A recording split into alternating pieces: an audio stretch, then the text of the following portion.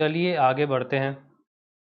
अब मैंने आपको जो प्राइसिंग ऑफ एफआरए सिखाया था, यानी कि थ्योरेटिकल एफआरए का रेट कैसे निकाला जाए, उसके फॉर्मूले सिखाए थे। तो जब मैंने ये टॉपिक स्टार्ट किया था प्राइसिंग ऑफ एफआरए, तब मैंने ये बताया था कि दो अलग अलग तरीके से थ्योरेटिकल एफआरए रेट आ सकता है। एक होता है यील्ड कर्व केस और दूसरा होता है लीबोर पर एनम या फिर इंटरेस्ट रेट पर एनम का केस। तो LIBOR per annum, interest rate per annum बहुत सारे क्वेश्चंस में हमने देखा कैसे काम करता है। अब यील्ड कर्व डिस्कस करने का टाइम आ गया है, लेकिन यील्ड कर्व जो टॉपिक है यानी कि जो एफआरए कॉन्ट्रैक्ट है, उसको डिस्कस किया जाता है इंटरेस्ट रेट गारंटी कंसेप्ट के साथ, आईआरजी कंसेप्ट के साथ। तो इसका हम लोग एक क्वेश्चन करेंगे जहाँ पे मैं आपको यील्ड कर्व के थ्रू थ्योरेटिकल एफआर रेट कैसे निकाला जाता है वो भी दिखाऊंगा, और साथ ही साथ इंटरेस्ट रेट गारंटी कंसेप्ट क्या होता है वो भी बताऊंगा। तो चलिए क्वेश्चन करते हैं। अभी हम जो क्वेश्चन करने जा रहे हैं उस क्वेश्चन में अंडरलाइंग एसेट होने वाले हैं इंटरेस्ट रेट्स, और डेरिवेटिव उससे जो बना है वो है फॉरवर्ड रेट अग्रीमेंट यानी कि एफआरए। तो चलिए क्वेश्चन में चलते हैं। Two companies ABC Limited and XYZ Limited approach the DEF Bank for FRA यानी कि Forward Rate Agreement. They want to borrow a sum of 100 crores after 2 years for a period of 1 year. तो 2 साल बाद 1 साल के लिए. Bank has calculated yield curve of both the companies as follows. Year दिया हुआ है 1 to 3, XYZ के yield curve और ABC का yield curve. The difference in yield curve is due to the lower credit rating of ABC Limited compared to XYZ Limited. You are required to calculate the rate of interest DEF Bank would quote under 2 by 3 or 2v3 FRA using the company's yield information as quoted above. तो हमें rate of interest निकालना है। तो FRA की pricing करने के लिए दो तरह के फॉर्मूलेज होते हैं। एक होता है यील्ड कर्व वाला, एक होता है लीबोर या इंटरेस्ट रेट पर एनम वाला। इसका मतलब है कि क्वेश्चन में अगर डेटा आपको यील्ड कर्व का दिया हुआ है तो उसमें rate of interest for the purpose of FRA अलग तरीके से निकलेगा। तो क्वेश्चन में अगर डेटा लीबोर या इंटरेस्ट रेट पर एनम दिया हुआ है तो आप दूसरी तरीके से रेट ऑफ इंटरेस्ट निकालेंगे। तो चलिए यील्ड कर्व वाला देख लेते हैं। तो जैसे कि क्वेश्चन का डेटा दिया हुआ है कि ईयर 1, ईयर 2 और ईयर 3 हमें 2 साल बाद 1 साल के लिए 100 करोड़ रुपए चाहिए, यानी कि 2/3 एफआरए हमें निकालना है।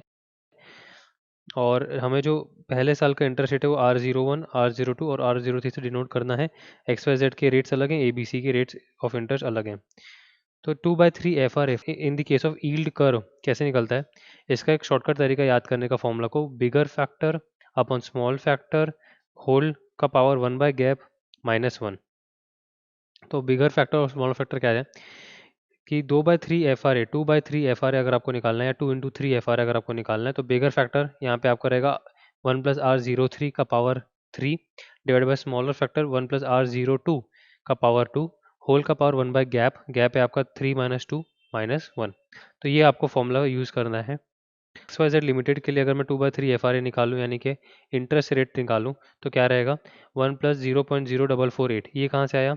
ये देखिए 4.48% R03 है फॉर XYZ, है ना।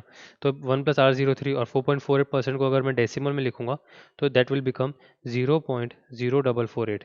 सो मेरा फॉर्मूला क्या हो जाएगा 1 + 0.0448 होल का पावर 3 डिवाइड बाय 1+R02। 4.2% होना चाहिए, तो ये 4.2% ये रहा XYZ का। तो 1 + 0.0420 का पावर 2 होल का पावर 1/गैप, गैप कितना है 2 साल बाद 1 साल के लिए, तो 3 - 2 हो गया। सो 1 ही आएगी, पावर -1 कर देंगे। तो रेट ऑफ इंटरेस्ट हमारा आएगा डेसिमल में 0.0504 या फिर आप कह सकते हैं 5.04%। सो बैंक जो है DEF बैंक वो XYZ लिमिटेड को कौन सा फॉरवर्ड रेट ऑफर करेगी 5.04%। वैसे हम ABC का निकाल लेंगे सेम फॉर्मूला लगा के 1 + 0.0578 का पावर 3 डिवाइड बाय 1 + 0.0548 का पावर 2 होल का पावर 1/3 - 2 -1। रेट ऑफ इंटरेस्ट आपका आ जाएगा 6.38%। सो ये पहला क्वेश्चन की जो डिमांड थी वो आ गया कि रेट ऑफ इंटरेस्ट निकालिए। अब पार्ट 2 देख लेते हैं।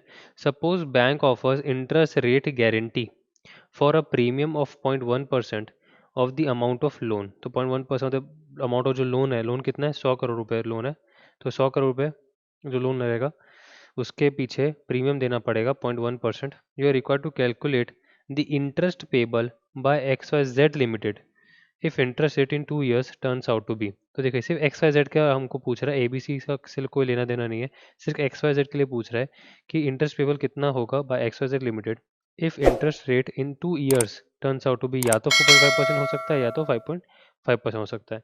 तो देख लेते हैं इंटरेस्ट रेट गारंटी एक्चुअली में है क्या।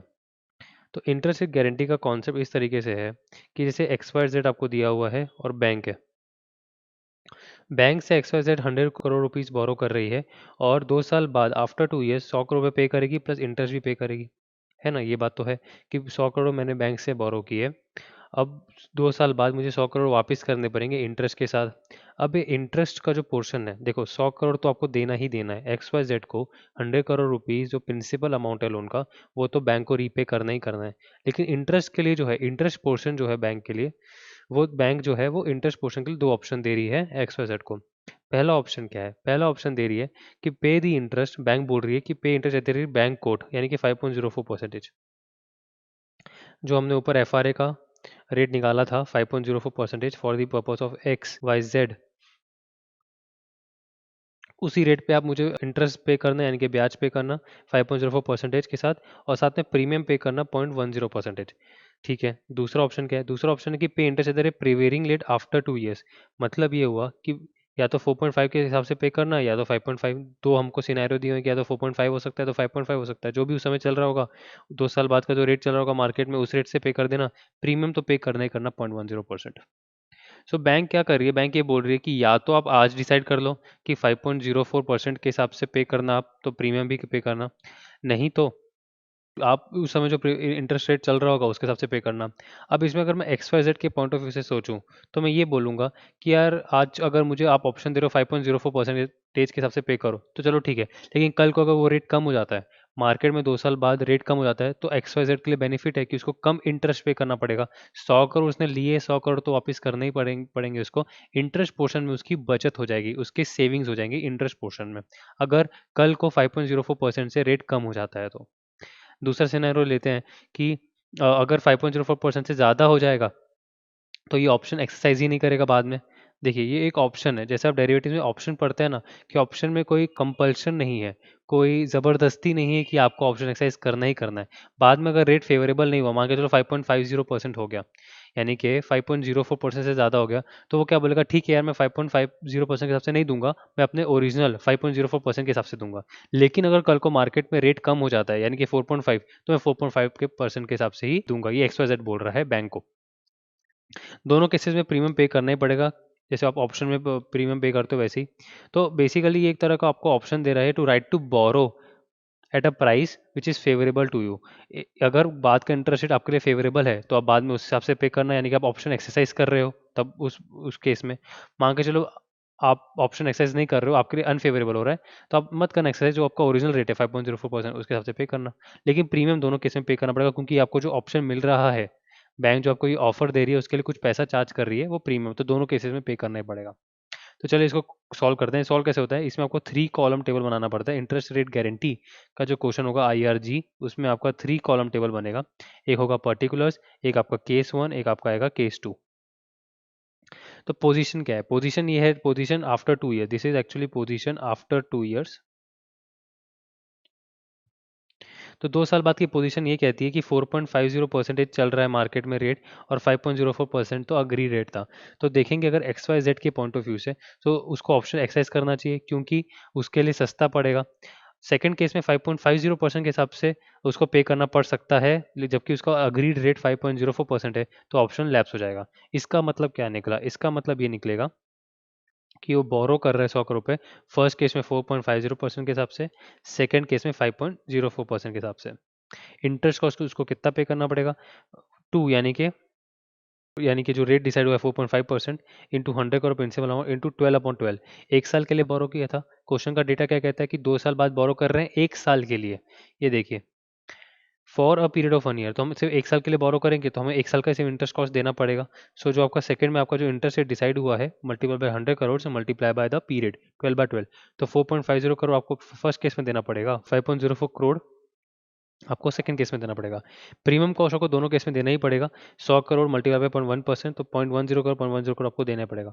सो टोटल इंटरेस्ट पेबल जो क्वेश्चन का हमारी रिक्वायरमेंट था, देखिए क्या क्वेश्चन में मांग रहा था, calculate the interest payable by XYZ। तो interest payable in case 1 is equal to interest cost plus premium cost which is 4.60 crore, in the second case 5.14 crore. तो इंटरेस्ट एक गारंटी में is nothing but it is an option to the borrower.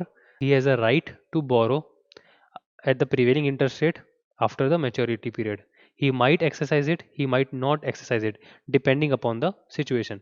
पहली case में उसने exercise किया क्योंकि उसके लिए फेवरेबल हो रहा था।